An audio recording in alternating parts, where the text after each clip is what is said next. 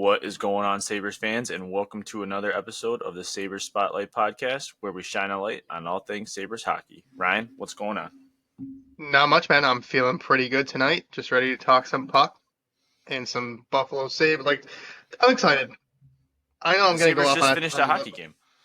yeah. That's why I'm like I can't even find the words because we saw, you know, once we had lines yesterday for practice, I was like super fired up, and today we had a game, and it's back, man. We're back. Yeah, Couldn't even find the yeah, words in the beginning. yeah. It's so cool. It's so cool. So the whole point of this show, with the timing of the Prospects Challenge being tonight, we're recording this on Friday night, the 13th. Friday the 13th. Well, look at that. All right. Well, so we had Sabres played their first game tonight, and it was a win, right? They won. Yeah, 3-1 win against Columbus. 3-1 win. Kulik had a couple goals. Who scored the other goal? Do you know? Oh, Nadeau scored, and Nadeau. Yeah, then yeah. there was like 3 or 4 fights. It was pretty ridiculous. Like, I mean, it's awesome. You gotta figure like the younger kids that are on tryouts and stuff. They gotta battle their way, and I mean, they let them fight. It was fun. Yeah, that's awesome. So the whole point of this show today is, again, with the Prospects Challenge being here over the weekend. Hockey Fest is tomorrow, which I believe I will be heading down to, and so that'll be fun. We can kind of give a report on that next episode as well. But we're going to do some Amherst talk today. We'll start with a little bit of news around the league, get into a little bit of Sabres news, and then kind of focus most of the conversations tonight on the Amherst and the prospects and what we can expect for both the Amherst next season and potentially maybe some of the kids working their way up to the NHL level this season. But anything you want to get to before that, Ryan, or should we just hop into around the league? I'm ready. Let's just hop in. All right, let's do it. So the first little bit of news here that came out since the last episode, in kind of a funny manner, I guess, is the Luke Hughes news, who's been diagnosed with a left shoulder injury. Apparently sustained this injury during offseason training, but he is set to miss 6 to 8 weeks. It's his left shoulder, and that will actually take him out for the entire preseason and likely the first 8 games. So he will miss the first 2 games against the Sabres, which will be overseas in Prague. And how did you say this news came out again? So it wasn't even announced by the team or Elliot Friedman or like anyone relevant until Barstool posted a behind the scenes video from the Michigan game the other day, because obviously, Luke Hughes went to Michigan. Those guys go back to their stomping grounds and hang out on the sidelines. And there is a video, and Luke Hughes is just in the background in a sling. And someone pointed it out, and it kind of went semi-viral. And then the Devils had to be like, I guess we're announcing Luke Hughes' injury now. Yeah, that is crazy. That is crazy. But Luke Hughes was a rookie last year, played all 82 games, and he finished with 47 points. So he was third in Calder voting behind Bedard and Faber. So a nice rookie season last year that seemingly will be delayed a little bit in the sophomore season, but not like he's going to be out for an extended period of time. So we'll see what happens when he gets back. But he Yeah. will certainly miss the first 2 weeks against the Sabres, which helps us out a little bit, I guess, as we go overseas to start the season and look to start off with a couple wins against an opponent you seemingly will likely be competing for a playoff spot against, or at least a wild card spot potentially. We're Yeah, gonna the get Devils are like the sexy pick this year to win the Metro and compete, or even at least finish second in the Metro, from what I've seen everyone saying. So I'm on Luke board with Hughes, that. I, I I know, me too. I hate to say it, but it's me too. I did that solo show a couple weeks back, and I kind of talked about the Sabres being in that middle tier of teams, and I kind of put the juries, like the Devils, like kind of above them a little bit, because I do think they'll get a top 3 spot in the Metro. But yeah, I mean, I don't, not that I think they're going to be like they were a couple years ago when they got like 112 points or whatever, but I think they can kind of comfortably lock up a top 3 spot. New coach, so we'll see. You know what Sheldon Keefe is there, right? Yep. Yeah, so we'll see what Keefe can do. There, but yeah, they're definitely an interesting pick this season. A lot of potential on that team, like the Sabres. Fun team to open the season against, I will say. Yeah, yeah, definitely. All right, so we're going to get into some PWHL talk here because there was some big news. So if you paid attention to the league at all last year, you know that they were there was no team names, there was no logos. It was just the hockey clubs, and so they did announce the logos. And the reason for that, they shared it, was because they said they didn't want to rush anything. They wanted to take their times and really make sure that their original six was branded the right way that they were looking to, which I think made a lot of sense. But the suspense is over, and we have the logos and the names of the teams, which I'm going to share that on the screen here for a second, because it's what did you think about the team names? I'll get the screen share going here, so we can, if you're watching on YouTube or if you're watching on Spotify, you can look at them. But there you go. Can I You be got, honest with you? yeah. Go ahead. These names are terrible. Like Boston Fleet is cool.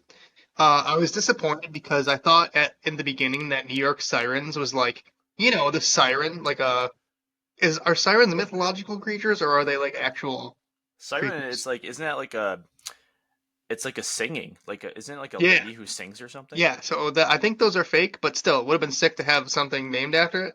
But no, it's just based on like a firefighter siren or like Yeah, a that's what I like a thought, cop siren. like Like, a come on, copper. dude, that's so lame. I mean, whatever. I'm sure it'll grow. They'll grow on me eventually. I like the logos though, except the thing that bothers me the most about this whole rollout is the Ottawa Charge logo looks like the child of the Cleveland Cavaliers and Calgary Flames logo. That is, yeah, that is so accurate. Like it's so bad. And then I saw someone random like created a logo for them, like just on Twitter, and did it so much better. Like so that the logo is awful. so the official names is the Boston Fleet, the Minnesota Frost, the Montreal Victory, the New York Sirens, Ottawa Charge, and Toronto Scepters. I I've sat on this for a little bit, and I've kind of decided that I like half of them. Like I can get on board with Boston Fleet. Minnesota Frost is kind of dope, and like the Toronto Scepters are kind of cool. I think those are the three that I like, and I think the logos look pretty cool as well. You know what I'm getting from Ottawa, man? As I look at this logo right now, you ever see the What's movie that? Cars? Yeah. Like the wheel of like Lightning McQueen just like rolling Why? out. Just it's not good. And I mean, typical Ottawa. Nothing out of Ottawa is good. So So it says for Ottawa Charge, it was inspired by the city's motto: advance Ottawa en avant." So that's, there you go. that is The incredibly corny. I hope our fans realize and embrace the energy that brought in our first season. It's a big part of our identity. So that's kind of what, they went on there. But yeah, so kind of cool at least to have the names there, and we'll see what happens with expansion and things in the future. But there are the inaugural six logos, and we now have. You know what? Now that I'm looking at these, Montreal could have done anything if you just pronounce it in French. It's cool as hell. Is that supposed to be Victoire? Yeah, it is. And that you could just say anything in French and I'm down with it. So that's pretty Yeah, cool. yeah. The Montreal Victoire is a lot better than what I said before. Yeah. And Minnesota Frost I like too, but the merchandise will be on sale at the end of October or early November, per the PWHL website. So a lot of that stuff is in production right now. So Cool. That's all right, awesome. sweet. So there's your little PWHL tidbit. We'll move into some Sabres news. We already mentioned the Prospects Challenge. They had their first game tonight against Columbus. They play tomorrow against the New Jersey Devils, and they will finish up on Monday, the 16th, against Pittsburgh. Excited for that, and I think we can really get to the other part because we'll wrap in the Prospects Challenge with some of the other talk as we get down low. But we figured it's about time. We've talked about it kind of like flippantly here and there, but it's probably time to have more of a discussion centered around Peyton Krebs and what's going on with this deal. Seeing as we're only a few weeks away. I mean, the Sabres dropped the puck in 3 weeks from tonight Yep. on the new season, and Peyton Krebs is still an RFA. He's unsigned, and there's a lot of questions around what's going to go on there. So right now, the qualifying offer would be for $874,000, and that's marginally more than he was making last year. So you would imagine that his camp's upset and he probably wants a little bit of a more of a pay raise than that. Where do you think? What are you thinking about this whole situation right now? Like, what's on your mind? He just needs to suck it up and sign the deal. Like he didn't. He What doesn't do you do think he's anything. asking for? Like just over Probably a million, or 1.2 million maybe, which is yeah, like we can sit here and say, oh, 400K, like no big deal. You can't be giving guys like Peyton Krebs an increase, like a 30% increase. Like you just he hasn't done anything. yeah, So that's the thing. It's like, and you look at like the limited production to date, and then you also like question like with the signings this season and the remaking of the bottom six, as well as a lot of these young prospects that could potentially move up. I mean, the Sabres have a lot of, and we're going to get into them later. They kind of have a lot of like centers in their pipeline. So you're almost wondering like is there a spot for him, and you're if there's not a consistent spot for him night in and night out, how much is that worth, for the Sabres? You're not, like you said, you're not going to overpay for a guy that's not consistently playing every night and has had some limited production to date. So it's just kind of an interesting situation all around. I think I'm with you. Like, he has no leverage. He has he's got no none, dude. he's got no leverage in this situation. I don't, other than what's he saying, like, hey, you have all this cap space, so why aren't you paying me? But like, Yeah, but like you haven't done that's nothing. anything, bud. Like it's not how it works. Like just come in, be the fourth line center. He's probably not playing every game. I'm telling you right now. Like Well, yeah, unless he because really McLeod, the shows out. signing of McLeod kind of And we bumped him saw down to that. fourth line, and Remember then last year? I was crying about it. I mean, we were supportive of it. I mean, most fans were supportive of it. Where we weren't making the playoffs, so people were pretty much like, "Hey, play Peyton Krebs up the lineup. We want to see what he's got." And then they did, and it didn't really go well. Like he wasn't good, like at all. Like there are flashes sometimes of offensive ability, but he's nothing really more than a fourth line grinder at this point, and it's disappointing because I thought he had more in his bag, and I don't see it. So come back for your 1 year qualifying offer, and we'll reassess next year. yeah, and you signed Lafferty, to that bottom line, which you would imagine he's probably going to center that Yep, line, or at least at, that's, at least to start. I think Krebs is a healthy scratch on night one. yeah. Yeah. So I guess before we move on, what's your appetite for him? Like, are you kind of over it, or are you No, wanting, not like, at all. yeah. Not over it. I wouldn't say that. Like he could still come good and turn into something. I thought for a while he might be like a fan favorite. Like what do you think? I like his game overall. I with the expectation that this is kind of what you're gonna get.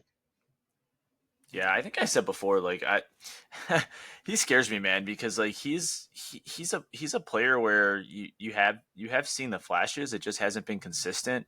And I don't know. I mean, I'm fine with giving him the qualifying offer. I agree with you. You don't need to overextend too much, but my fear is that he's the type of guy. I mean, he's a former first round pick, so there's obviously been a lot of potential there. Sometimes these players are just late bloomers.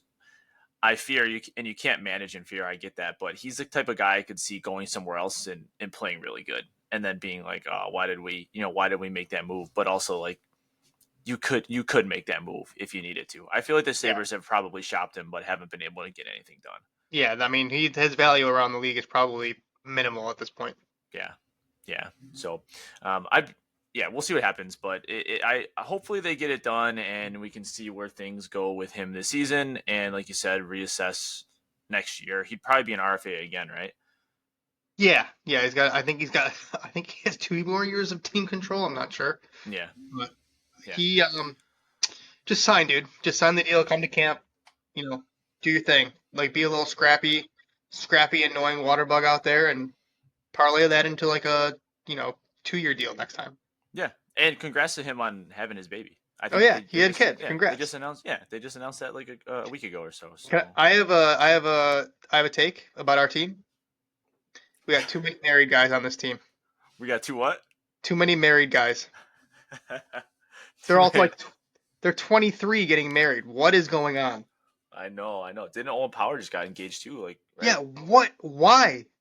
What are we doing? Like, I know. Dude's a young stud. He's got luscious locks. He's making millions.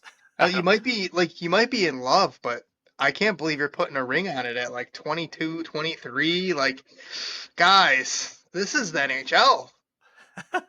No, I'm just messing around.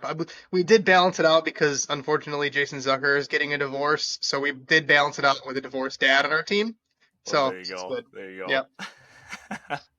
All right. So then, all right, let's get into it. Let's get into the Amherst. I've been looking forward to this talk all year. The Amherst are always fun to watch. We try and pay attention to them as much as we can during the season. Sometimes that's hard if they're playing on the same night as the Sabres, but we'll be watching as much. They're always good. They're always good. They've been good the last couple years. And just to recap last year, they finished second in the North Division with a record of 39, 23, and 7, which ended up being only 1 point behind Cleveland for first place. And that's kind of crazy because for a while there, it was looking like they were a fringe playoff team for a while, kind of Yep. sitting in like fourth in the division and not they were scoring a bunch, but they were letting in a bunch of goals. Devin Levi comes in and they seemingly picked up the pace. They end the season on a 13-2 run, and it came down to that last day. If you Yep. remember, it was kind of crazy. Like them, Syracuse, and Cleveland all had an opportunity to like get that first place spot within on the last day of the season. So it was kind of a crazy finish to this season. But they come in second. They earn a first round bye with that second place finish, and then they end up losing in the North Division semifinals to the Syracuse Crunch, who have formed a nice little rivalry with the Amherst over the last couple seasons. Because if you remember, 2 years ago, the Amherst actually defeated Syracuse in the playoffs. They actually came back from that series after trailing 2 games to none, and then the Syracuse gets them back the following season and eliminates Rochester in 5 games as well. Unfortunately, we were at that game, but a good season Yeah. all in all, and a good end to the season. We did meet the most interesting man in the world though that day. Something I'll never forget. Oh yeah, yeah, yeah. We He's talked about him a little bit on the show. the guy like skates with NHLers. He's a fucking puck encyclopedia. Who did he That know? was that was wild. That was like we were trying to get away from him. He just kept following us. That was Yeah, he just just walked to the stadium so interesting. Yeah. Oh yeah. We were walking right next to with each us. other, and he just cut right in between us. I'm like, hello. What Who are player did you? he Like, know? Wasn't it like Fitzpatrick or something? I think it might have been Roy Fitzpatrick that he Yeah, like yeah, skates yeah. with on Saturdays and like some kind of thing like that. I mean, he was an interesting bird, but that was He was talking about the what was he talking about? Like the tape on your skates or something, or I like don't know what he was. Yeah, what kind of weird like equipment thing he did? Like maybe he taped something. I don't know. It was weird. I do I gotta remember go that back though. and listen. I gotta go back and listen to that episode now. Yeah, That he was shout a out to that guy. character. Shout out Yeah. that guy, and I'm sure he was sad that we lost. Big change this season with the Amerks. Of course, Seth Appert joins the Sabres as the assistant coach to Lindy Ruff. So we got a new head coach, Michael Leone, previously with the Green Bay Gamblers of the USHL, where he had a 66-41-10 record. And so it'll be interesting to see how things look under the new head coach. You would imagine a little bit of a different system as well. So it'll be fun to see what type of system he installs, how much is going to be the same from last year, how much is going to change with some of the new players that they're bringing in, but a change at the helm and some new players on the roster as well. So we'll see how they start the season, set to begin versus Belleville, the Senators, on Friday, October 11th. So 1 week after the Sabres is when the Amerks will start. And they announced also the promo schedule, which I'm gonna I'm gonna share on the screen here too, because there's some pretty cool promos that they have set up, and we already talked about one that we're gonna be going to. You want to share that with the peeps? Yeah, dude, there's a teddy bear toss. I'm very excited about a teddy bear toss because a lot of AHL teams do it. A lot of like lower like junior teams will do it where like you score your first goal and everyone tosses a teddy bear onto the ice and they all go to donations for like local families that need them or like shelters or something like that. And it's very very cool. It's very cute. When is that? February 22nd. Yeah, we will February definitely be there. 22nd. Yeah, you can see it on the screen now. Okay, so dude, I I had that backwards. I was thinking they were like launching teddy bears into the crowd. No, no, no. You toss him on the ice, dude. All right, well that's cool. But yeah, I was like, oh sweet, I'm gonna You get know what's myself an funny? Amherst teddy bear. It's always funny when a team gets shut out on teddy bear toss night. Oh yeah, that sucks. Then they just throw them out at the end of the ice, anyways, I don't even know. I don't think so. That or just you just take them home. you just save them. You just save them for next time. So here's the schedule here. You got the home opener, your hockey fights, cancer night, military salute. Some of your traditional ones. You got a kids day there in February, Bills Day, a wrestling day. That's kind of dope. Like if they get some sweet wrestlers to be in attendance, who knows? But yeah, so that's all the promo nights there. Who are you? We'll get into the players now here. Who would you say before we go one by one? You're most excited for next season, whether it's to watch in Rochester or to potentially be with the Sabres?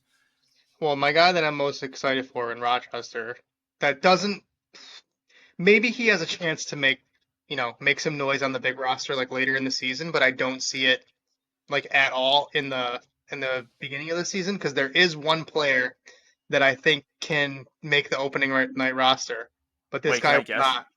Yeah, Wait, you think this player has a chance to make the opening night roster? no, there is a player that I think can make the roster, but the guy I'm talking about probably not until like maybe halfway through the season. Who do you think the players that I think can make the roster? I have a player who I think can make the roster on opening night. Okay, Maybe who's we that? should maybe we should say it on three and see if we Okay, have the same answer. ready? Yep. One, two, three. Cooley. Cooley. Yeah, Okay. of Yeah. course, Yeah. obviously. Yeah. So Well, the I player go that back and forth between him and Consta. so the player that I'm talking about is Anton Wahlberg. I love this guy so much, dude. Just watching the prospect game from tonight. If Wahlberg is on the ice, the puck is in the offensive zone at all times. Hmm. He's a monster on the walls. He's fast. He's got offensive instincts. And he, coming over from Sweden at the end of the year, came to Rochester and became an impact player like immediately. Yeah, So he played like 40 games with the team yeah, this year or I'm something like very that. excited for like his 19-year-old season. It's gonna be fun. He's the Great Wall of Sweden. Yeah, he really is, dude. I'm excited.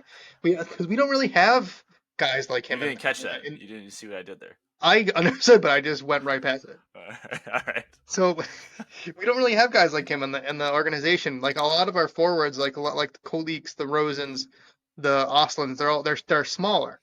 Wahlberg is a big power forward with offensive chops, and I'm very excited about him. 6'3", 200 pounds. Yeah, big boy. Yeah. Yeah, and he made some nice moves. I mean, I remember watching him last year that the Amerks Instagram actually shared a play of his that I remember from believe it was in the playoffs against the Cruncher. It could just been towards the end of the season where he just picks up the puck along the boards, kind of bodies a guy out, muscles him, drives to the net, and then sweeps in front of the goaltender and scores a goal. And that's the type of stuff that he can do. You know, he like you said, he's a little bit more. He's big. He's gonna play physical, and he can use his body for leverage. And hopefully, he'll learn more of that. You know, this year. But that's a good call out. Let's talk about Kulik a little bit because I agree with you. I think that if there's any prospect that can make it this year, it's him. And from the get go, he's 20 years old. He led the team in goals last year with 27. A lot of that damage was done earlier in the year. He cooled off a little bit down the stretch. That's some of the worry with him. He seems a little bit streaky, but all in all, he has a way to find the net. The one thing he's talked about, he just did a press conference recently, and he talked about that he's working on becoming stronger and more of like a net front presence. He understands the importance of developing other ways to score, which I think for him is good, not just kind of being that one shot pony, out there on the ice, but I have high hopes for him this season, whether that's another year in the Rochester, system or if it's on the Sabres. If he does play with the Sabres, probably a third line role, I would assume. Yeah, I mean at first, or like I kind of think it's plausible that he could take the left wing spot in the top six. He's so good offensively. It's something that we currently lack on the roster. Like I, Yeah. he got so much better last year at like carrying the puck and bringing it to dangerous areas. Like a lot, like you said, a lot of people think he's like a one shot, a one trick pony kind of. He's not like that anymore. He can carry the puck. He's stronger. He's faster. He can skate like much faster. Like he's improved in all facets of the game, even defensively. I feel like people are like, oh, he can't play defense. I feel like that's kind of overblown. I am since we didn't do anything in the top six, why not just try him there? Hmm. Yeah, I found that. I mean, he's so young still too. I mean, he's only 20 20 years years old. old. 20 years old, and he has 2 years of professional hockey in North America already under his belt. So that's a guy who's, again, he's only had a couple games in the NHL, but that's a guy who's been playing pro hockey for 2 years, and he could be primed for a breakout this And I season. I will wouldn't say be. Yeah, go he ahead. was he was a little bit butthurt about not being on the big club at all last year. Like he definitely was kind of hurt feelings about not being called up. So this if this is the year to do it, this is the year to do it for him, or else you could start poisoning that relationship a little bit. Did you hear that somewhere, or did you see that somewhere? I know like a bunch of guys that cover the Sabres like have alluded to it, not directly because you can't really say that directly, but from various sources out there, podcasts, writers have kind of alluded to the fact that he wants nothing more than to be on the Buffalo Sabres. Yeah, I think like last year could have been a year to do it. I mean, it was a team that was starving for goals, Yep. and that's got to be somewhat frustrating, especially to see the year that they had. A disappointing season. It's like, why not? Give me the call up, and I think they did for one game, and then they sent him back down. I think they kept Roseanne up for another game, and then sent him down. But all right, so then we'll move on to the newest player here, the 14th overall pick in 2024, Consta Helenius. He's played multiple seasons in the Finnish professional league. So you've heard multiple writers for the Sabres and hockey professionals talk about his readiness to play in the NHL, seeming that or being that he's already played over in Sweden for a couple years. So, what do you think about Helenius? It's an exciting draft pick. Again, a guy we talked about the Sabres not necessarily thinking they were going to get at 14, but they dropped to him. And again, another young center in the pipeline here. I like the fact that we bring guys over from Europe and put them in the AHL. Like what? Because the AHL is the second best league in the world. Hmm. Get these kids over from like the Finnish league is not great anymore. The Swedish league is still probably the third or fourth best league in the world. Like you can interchange that with the KHL, but getting these kids over to play in the AHL at a young age is such a good development strategy by the Sabres, and I'm impressed. And I can't wait to see him playing. I mean, he's been playing against men, I guess, for a couple seasons now, so I'm excited to see him on the North American ice playing against men. But you talk about his readiness. I don't see him touching the Sabres this season. Well, I don't think there's a need, especially because the center position right now seems pretty filled. And if you end up getting Krebs done, then you have a fifth center potentially. I know Krebs has played wing before in the past, but there's not necessarily a need right now for that on on the lineup, or they're not starving for that. And the Sabres have talked about how that's his position. I don't think they want to mess around too much with like trying him out on the wing or anything like that. Like they want him to develop into a center, for them and keep him there. So I would just rather have him, again, like you said, come over to North America, play in Rochester for a year, and just see if he can just dominate Yep. and drive offense in Rochester, and that's going to be fun to see. You would anticipate that he's going to get power play time with Rochester as well. So that's just let him play there for a whole year, see what you got, and also you wonder if like bringing him up would piss off some of those other guys too. It's like, come on, Yeah, I know. There is politics to be played here. Like I think that's a really good point. You have to think about that stuff, I guess, young kids and things, but he is the one guy who I kind of feel like could pull a Zach Benson from last year and come out and just be like really light things up. And I still don't think that would be enough right now because I think the Sabres are in a better place than they were last year roster wise and depth Right. wise. But he is one player who I could see just kind of lighting it up in the preseason or even at this prospects challenge and giving the Sabres something to think about. Although ultimately I don't think that's going to happen. But interesting to talk about nonetheless. All right, let's get to Isaac Rosen here. 21 years old, seemingly our most well-rounded winger. He played penalty kill last year. He played on the power play last season. He set career highs in goals with 20, assists with 30, and points last season with 50. So a nice year in Rochester. I know you're a big fan of Rosen. Where are we sitting with him right now?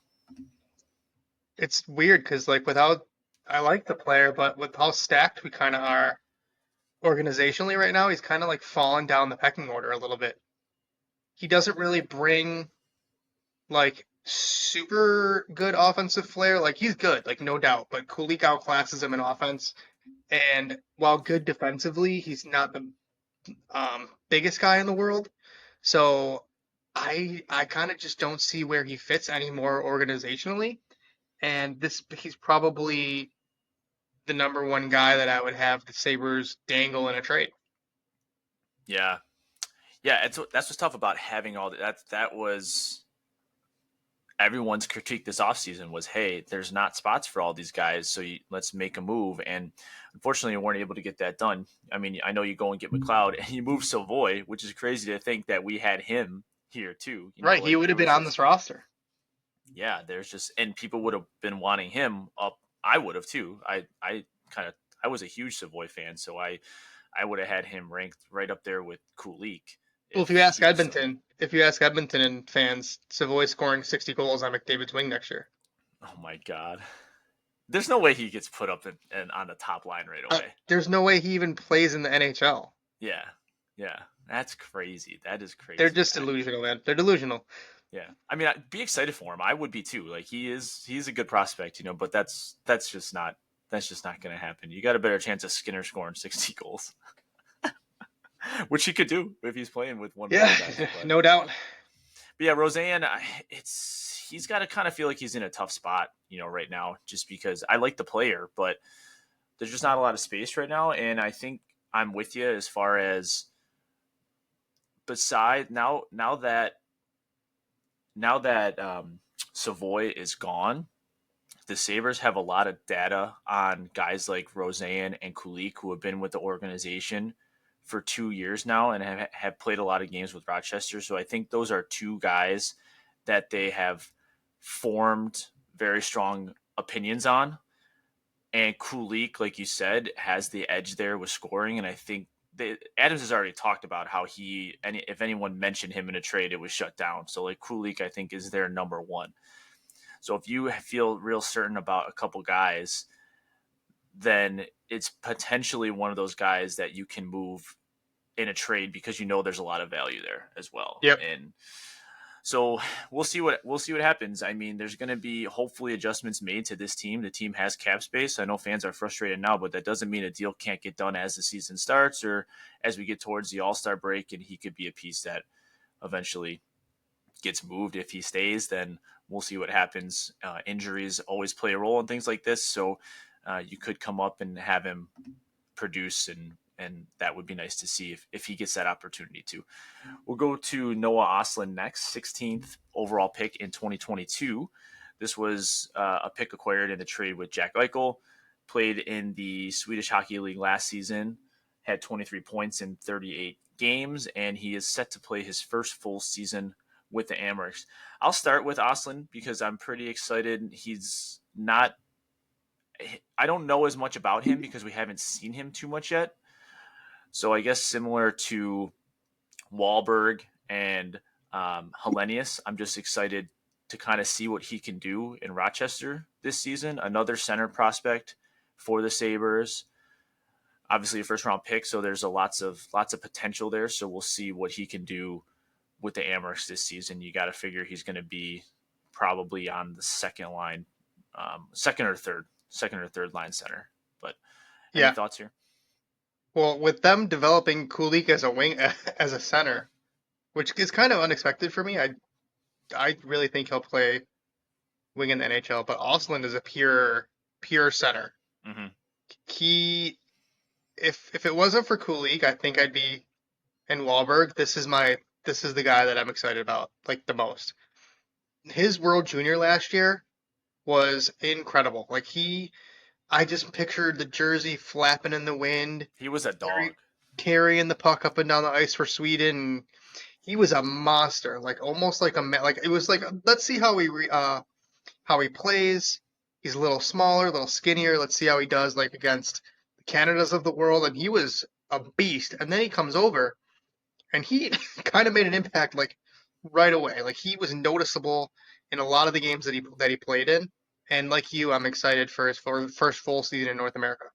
Yeah, he only played a few games with the Amherst last season, Hmm. but he did score a goal in the playoffs, and so yeah, we'll see what he does this season. He's someone that I'm definitely keeping an eye on here as we get into next season.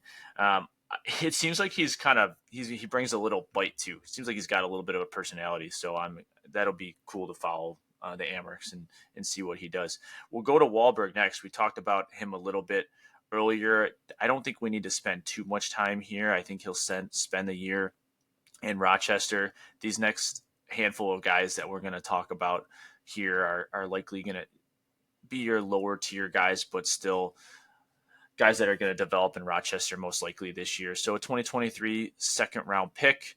We talked about the size, 6'3", 200 pounds. A player that I really like because of the difference in the skill set, and someone that you're hopeful to bring a little bit of physicality maybe to the Amherst this season. Yeah. And like I said, I could see him having a great first half and then come up on the Sabres in the second half. Like I like him that much. He is so much fun, man. I could just gush over him this whole podcast. He's fast, strong, willing to get to the dirty areas, plays good D. This is a player. The Amerks, I mean, you go through this. I mean, we've only gone through like 6 players, and the last 4 players, like I said, are going to be like kind of lower tier, but also still really good players. I'm just like, man, the Amerks are going to be so good again. Yeah, Like like they're, our B prospects are pretty good prospects. yep. So then Ryan Johnson, we don't need to spend too much time on him. Everybody knows him. He played like 40 games with the Sabres last season. There's potential there. If he stays down with the Amerks this season, he's going to be expected to do a lot, and we'll see how he handles that. There's potential there to be up with the big club as well, potentially, and we'll see what he does in the preseason and how he looks. But I think for him, nonetheless, it'll be a year of getting some games in Buffalo no matter what, because there's probably going to be some injuries and things along the way. And I think he's probably the first call up. Yeah, I'd agree with that. So I think there'll be opportunity for him on both teams this season. And he's a prospect that I think a lot of people like. We weren't sure if he was even going to sign with us for a while there. He kept staying at college forever, and but he finally comes over and he played pretty good last season, I thought. So we'll see what he does this upcoming season, likely with both teams. This next guy is interesting. Me and you, I think, both like Neuchev, left wing Yeah, prospect, 20 years old. He was with the Amherst last season in his rookie campaign, and he had 28 points, 11 goals, 17 assists, 57 games. But this dude's a little water bug, man. yeah, he is, and he's got a little snarl too. Like I He does. watching him, he's fat. He's like a little, like you said, a little water bug out there. He's got a absolute like cannon of a shot. Like he shoots the puck hard for being such a tiny guy, and I just find him so interesting. The Sabres lack Russians with like a personality, so I'm very excited to hopefully have him have another solid year of development. He could be like a little Peyton Krebs, like 2.0. Yeah, but like can actually play offense. Yeah, that's what I'm saying, and that's the thing. That's the thing with Krebs. It's like with this, we'll see what he does, but this is the year for him. Like you got to show it, dude. You got to show it. A lot of us like you, but we just got to see it because Neuchev again. He kind of reminds me of that. Like he just flies around. he back checks and he gets involved in the play. I mean, there's so many times last season I'd be watching the Amherst and like he just comes out of nowhere and he just makes a play and he gets streaky, he gets hot, he collects points. Few games in a row where he had stretches of games last year where he was just getting point after point. So I like the player a lot, and we'll see what he does in Rochester. Going to the next Russian here, the big Russian, Novikov, 6th-round pick in 2021, 6'4", 205 pounds. Played last season with Rochester after a couple seasons in the KHL, so a big defensive prospect here. So I like that. Me too. He got to improve the skating. Like that's all I really got to say about him. I like him otherwise. I think he could be like a fifth or sixth defenseman in the NHL if he improves that skating. He's got the size. He's got like the ability when he's in the right position. He's pretty damn good, but it's about moving your feet and getting into the right position that he's just got to improve upon. Yep, yep, I agree with you there. And then last person we'll go over here. If you listened to the show last year, you heard his name quite a bit. This has got to be my favorite name out of all of the prospects. It's none other than Sevalov Komarov. Yeah, I love it. I love it. Just a great name. But uh, named the QMJHL Defenseman of the Year last season, and also the top player of the QMJHL playoffs. So he will be playing with the Amherst this season, and he's I, I don't know. It'll be interesting to see because you've talked about specifically, a little bit more than I do, of course, about the QMJHL not being the best league, and Hmm. he did dominate there, which is what you want to Dominated see, two of years in a course. row. Yeah, but I think it'll be an adjustment for him. So he's someone I could see kind of maybe starting off slow and needing to kind of find his footing. But I don't think they're going to.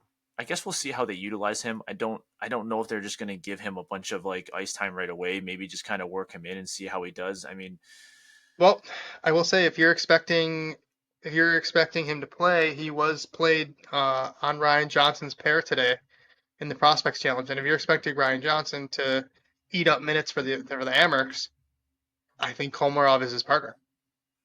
that would be that would be crazy. But I mean, if they like the prospect, it's going to be an adjustment for sure. He seems. I think you mentioned it, commented on it before that he seems a little clunky with the feet and a little slow with the stick. Which I mean, defenseman prospect. It's not like you're going to be Connor Bedard out there or anything, Um, but we'll see. Yeah, we'll see. I mean, hey, that's fine. I mean, that's a good player to be with if that's what he needs to work on because that's some Yeah, of Ryan Johnson's strengths yeah, I is like it. turning the puck up ice, and so if you're gonna be playing with somebody that that has a skill set that you need to work on, that can be helpful. So um, we'll see what happens there. But Overall, all right, dude, this is gonna be so much fun in Rochester this year. Again, the Sabres have collected so many prospects in the last 3, 4, 5 seasons. It's just it makes watching the farm team like you have an interest in it. It's fun. You got to follow these kids, and if some of them come and break the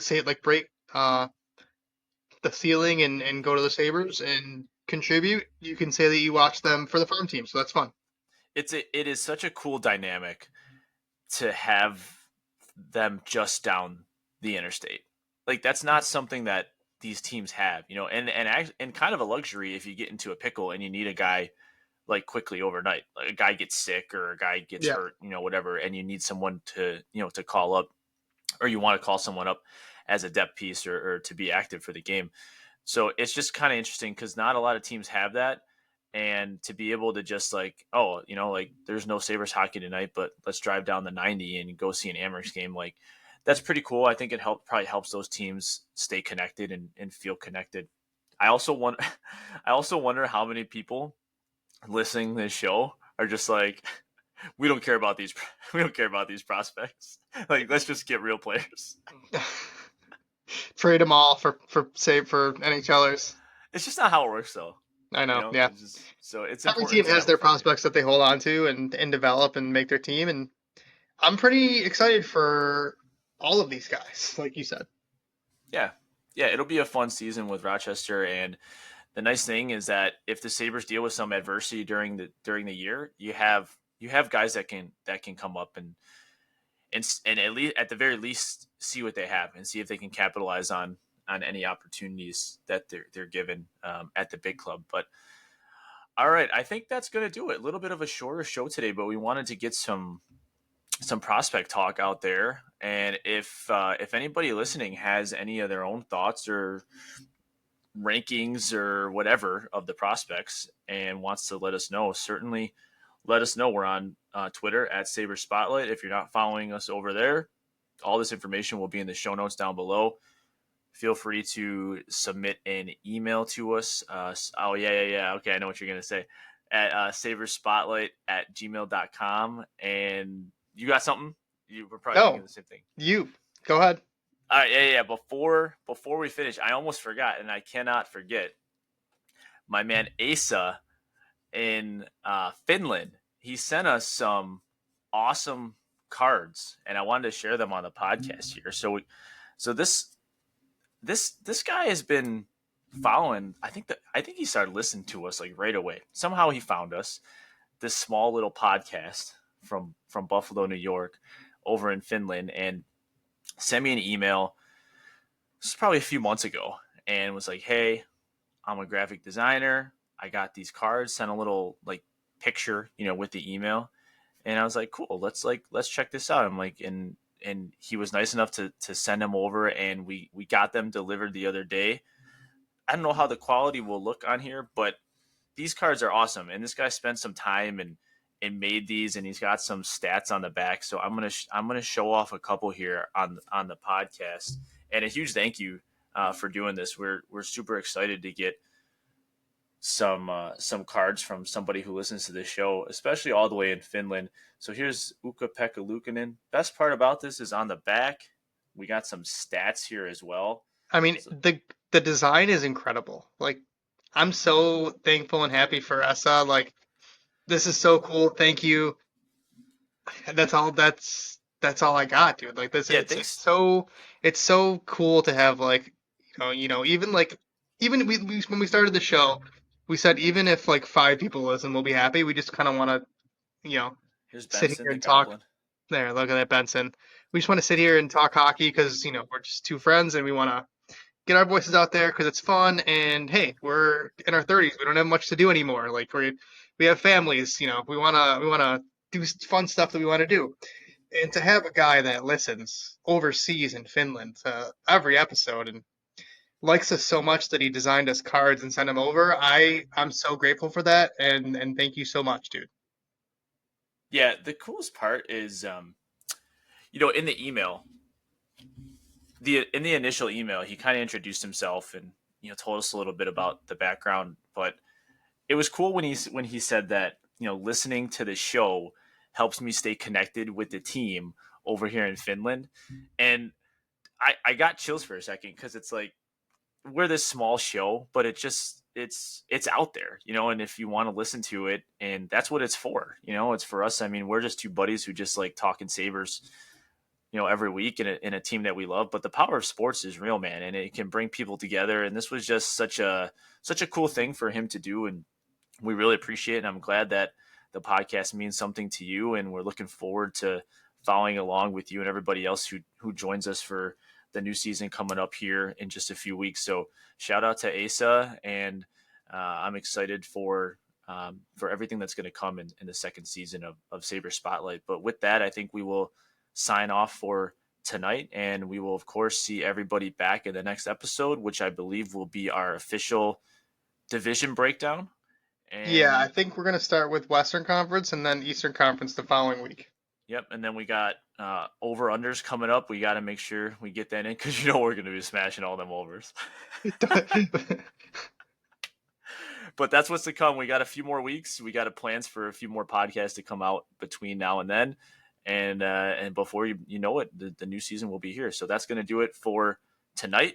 We will see everybody next week. As always, stay safe in the Sabrehood. See ya.